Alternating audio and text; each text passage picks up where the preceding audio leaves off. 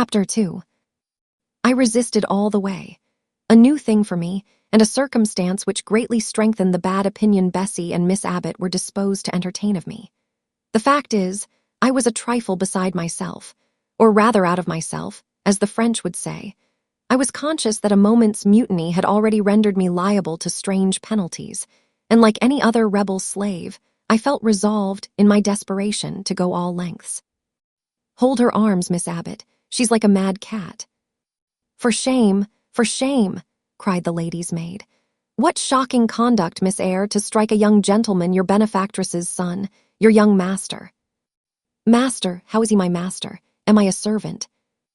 "No, you are less than a servant, for you do nothing for your keep. There, sit down and think over your wickedness." They had got me by this time into the apartment indicated by Mrs. Reed, and had thrust me upon a stool. My impulse was to rise from it like a spring. Their 2 pair of hands arrested me instantly.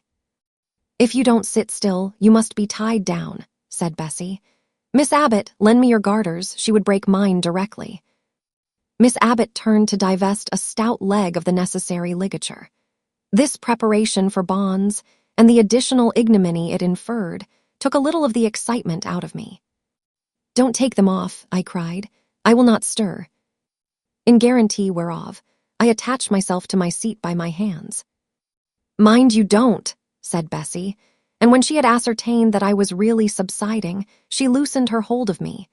Then she and Miss Abbott stood with folded arms, looking darkly and doubtfully on my face, as incredulous of my sanity. "She never did so before," at last said Bessie, turning to the Abigail. "But it was always in her," was the reply.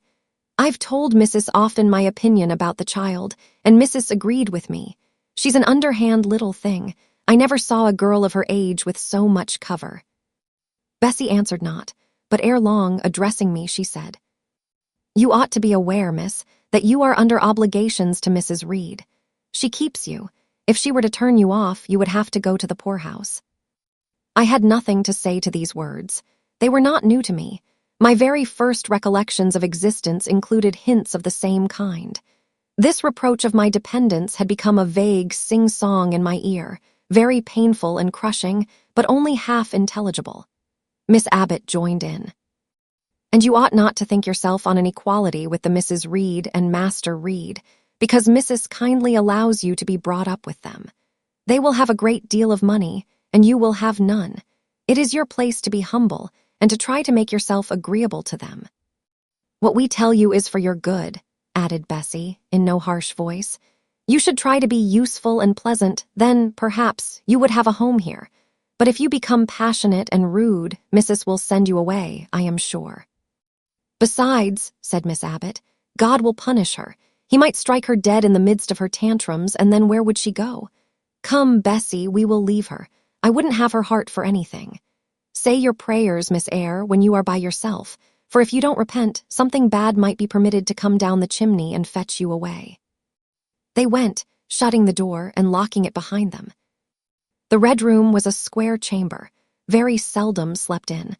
I might say never, indeed, unless when a chance influx of visitors at Gateshead Hall rendered it necessary to turn to account all the accommodation it contained. Yet it was one of the largest and stateliest chambers in the mansion. A bed supported on massive pillars of mahogany, hung with curtains of deep red damask, stood out like a tabernacle in the center. The 2 large windows, with their blinds always drawn down, were half shrouded in festoons and falls of similar drapery. The carpet was red. The table at the foot of the bed was covered with a crimson cloth. The walls were a soft fawn color with a blush of pink in it. The wardrobe, the toilet table, the chairs were of darkly polished old mahogany. Out of these deep surrounding shades rose high, and glared white, the piled-up mattresses and pillows of the bed, spread with a snowy Marseille counterpane. Scarcely less prominent was an ample cushioned easy-chair near the head of the bed, also white, with a footstool before it, and looking, as I thought, like a pale throne. This room was chill because it seldom had a fire.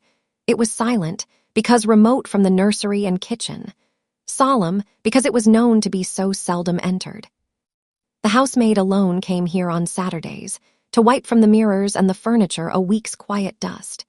And Mrs. Reed herself, at far intervals, visited it to review the contents of a certain secret drawer in the wardrobe, where were stored divers parchments, her jewel casket, and a miniature of her deceased husband. And in those last words lies the secret of the Red Room, the spell which kept it so lonely in spite of its grandeur. Mr. Reed had been dead 9 years. It was in this chamber he breathed his last. Here he lay in state. Hence his coffin was borne by the undertaker's men. And since that day, a sense of dreary consecration had guarded it from frequent intrusion. My seat, to which Bessie and the bitter Miss Abbott had left me riveted, was a low ottoman near the marble chimney-piece. The bed rose before me. To my right hand there was the high, dark wardrobe, with subdued, broken reflections varying the gloss of its panels. To my left were the muffled windows. A great looking-glass between them repeated the vacant majesty of the bed and room. I was not quite sure whether they had locked the door, and when I dared move, I got up and went to see. Alas! Yes, no jail was ever more secure. Returning, I had to cross before the looking-glass. My fascinated glance involuntarily explored the depth it revealed. All looked colder and darker in that visionary hollow than in reality, and the strange little figure there gazing at me, with a white face and arms specking the gloom, and glittering eyes of fear moving where all else was still, had the effect of a real spirit. I thought it like one of the tiny phantoms, half fairy, half imp, Bessie's evening stories represented as coming out of lone, ferny dells in moors, and appearing before the eyes of belated travelers. I returned to my stool. Superstition was with me at that moment, but it was not yet her hour for complete victory. My blood was still warm. The mood of the revolted slave was still bracing me with its bitter vigor. I had to stem a rapid rush of retrospective thought before I quailed to the dismal present. All John Reed's violent tyrannies, all his sisters' proud indifference, all his mother's aversion, all the servants' partiality, turned up in my disturbed mind like a dark deposit in a turbid well. Why was I always suffering? Always browbeaten, always accused, forever condemned. Why could I never please? Why was it useless to try to win anyone's favor? Eliza, who was headstrong and selfish, was respected. Georgiana, who had a spoiled temper, a very acrid spite, a captious and insolent carriage, was universally indulged. Her beauty, her pink cheeks and golden curls, seemed to give delight to all who looked at her, and to purchase indemnity for every fault. John no one thwarted, much less punished. Though he twisted the necks of the pigeons, killed the little pea chicks, set the dogs at the sheep, stripped the hothouse vines of their fruit, and broke the buds off the choicest plants in the conservatory. He called his mother old girl, too, sometimes reviled her for her dark skin, similar to his own, bluntly disregarded her wishes, not unfrequently tore and spoiled her silk attire, and he was still her own darling. I dared commit no fault. I strove to fulfill every duty, and I was termed naughty and tiresome, sullen and sneaking, from morning to noon, and from noon to night. My head still ached and bled with the blow and fall I had received. No one had reproved John for wantonly striking me, and because I had turned against him to avert farther irrational violence, I was loaded with general opprobrium. Unjust, unjust, said my reason, forced by the agonizing stimulus into precocious though transitory power. And resolve, equally wrought up, instigated some strange expedient to achieve escape from insupportable oppression, as running away, or, if that could not be effected, never eating or drinking more and letting myself die. What a consternation of soul was mine that dreary afternoon! How all my brain was in tumult, and all my heart in insurrection! Yet in what darkness, what dense ignorance was the mental battle fought! I could not answer the ceaseless inward question, why I thus suffered. Now, at the distance of, I will not say how many years, I see it clearly. I was a discord in Gateshead Hall. I was like nobody there. I had nothing in harmony with Mrs. Reed or her children or her chosen vassalage. If they did not love me, in fact, as little did I love them. They were not bound to regard with affection a thing that could not sympathize with one amongst them. A heterogeneous thing, opposed to them in temperament, in capacity, in propensities. A useless thing, incapable of serving their interest or adding to their pleasure. A noxious thing, cherishing the germs of indignation at their treatment, of contempt of their judgment. I know that had I been a sanguine, brilliant, Careless, exacting, handsome, romping child. Though equally dependent and friendless, Mrs. Reed would have endured my presence more complacently. Her children would have entertained for me more of the cordiality of fellow feeling. The servants would have been less prone to make me the scapegoat of the nursery. Daylight began to forsake the Red Room. It was past 4 o'clock, and the beclouded afternoon was tending to drear twilight. I heard the rain still beating continuously on the staircase window, and the wind howling in the grove behind the hall. I grew by degrees cold as a stone, and then my courage sank. My habitual mood of humiliation, self-doubt, forlorn depression, fell damp on the embers of my decaying ire. All said I was wicked, and perhaps I might be so. What thought had I been but just conceiving of starving myself to death? That certainly was a crime, and was I fit to die? Or was the vault under the chancel of Gateshead Church an inviting bourne? In such vault, I had been told, did Mr. Reed lie buried, and led by this thought to recall his idea, I dwelt on it with gathering dread. I could not remember him, but I knew that he was my own uncle, my mother's brother, that he had taken me when a parentless infant to his house, and that in his last moments he had required a promise of Mrs. Reed that she would rear and maintain me as one of her own children. Mrs. Reed probably considered she had kept this promise, and so she had, I dare say, as well as her nature would permit her. But how could she really like an interloper not of her race, and unconnected with her, after her husband's death, by any tie? It must have been most irksome to find herself bound by a hard-wrung pledge to stand in the stead of a parent to a strange child she could not love, and to see an uncongenial alien permanently intruded on her own family group. A singular notion dawned upon me. I doubted not, never doubted, that if Mr. Reed had been alive he would have treated me kindly, and now, as I sat looking at the white bed and overshadowed walls, occasionally also turning a fascinated eye towards the dimly gleaming mirror, I began to recall what I had heard of dead men, troubled in their graves by the violation of their last wishes, revisiting the earth to punish the perjured and avenge the oppressed.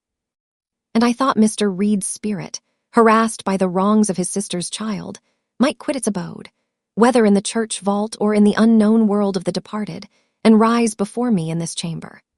I wiped my tears and hushed my sobs, fearful lest any sign of violent grief might waken a preternatural voice to comfort me, or elicit from the gloom some haloed face, bending over me with strange pity. This idea, consolatory in theory, I felt would be terrible if realized. With all my might I endeavored to stifle it. I endeavored to be firm. Shaking my hair from my eyes, I lifted my head and tried to look boldly round the dark room. At this moment a light gleamed on the wall. Was it, I asked myself, a ray from the moon penetrating some aperture in the blind? No, moonlight was still, and this stirred. While I gazed, it glided up to the ceiling and quivered over my head. I can now conjecture readily that this streak of light was, in all likelihood, a gleam from a lantern carried by someone across the lawn. But then, prepared as my mind was for horror, shaken as my nerves were by agitation, I thought the swift darting beam was a herald of some coming vision from another world. My heart beat thick, my head grew hot. A sound filled my ears which I deemed the rushing of wings. Something seemed near me. I was oppressed, suffocated. Endurance broke down. I rushed to the door and shook the lock in desperate effort. Steps came running along the outer passage. The key turned. Bessie and Abbott entered. "Miss Eyre, are you ill?" said Bessie. "What a dreadful noise. It went quite through me," exclaimed Abbott. "Take me out. Let me go into the nursery," was my cry. "What for? Are you hurt? Have you seen something?" again demanded Bessie. "Oh, I saw a light, and I thought a ghost would come." I had now got hold of Bessie's hand, and she did not snatch it from me. "She has screamed out on purpose," declared Abbott, in some disgust. "And what a scream! If she had been in great pain, one would have excused it. But she only wanted to bring us all here. I know her naughty tricks." "What is all this?" demanded another voice peremptorily, and Mrs. Reed came along the corridor, her cap flying wide, her gown rustling stormily. "Abbott and Bessie, I believe I gave orders that Jane Eyre should be left in the Red Room till I came to her myself." "Miss Jane screamed so loud, ma'am," pleaded Bessie. "Let her go," was the only answer. "Loose Bessie's hand, child. You cannot succeed in getting out by these means, be assured. I abhor artifice, particularly in children. It is my duty to show you that tricks will not answer. You will now stay here an hour longer, and it is only on condition of perfect submission and stillness that I shall liberate you then. Oh, aunt, have pity, forgive me. I cannot endure it. Let me be punished some other way. I shall be killed if... Silence, this violence is almost repulsive. And so, no doubt, she felt it. I was a precocious actress in her eyes. She sincerely looked on me as a compound of virulent passions, mean spirit, and dangerous duplicity.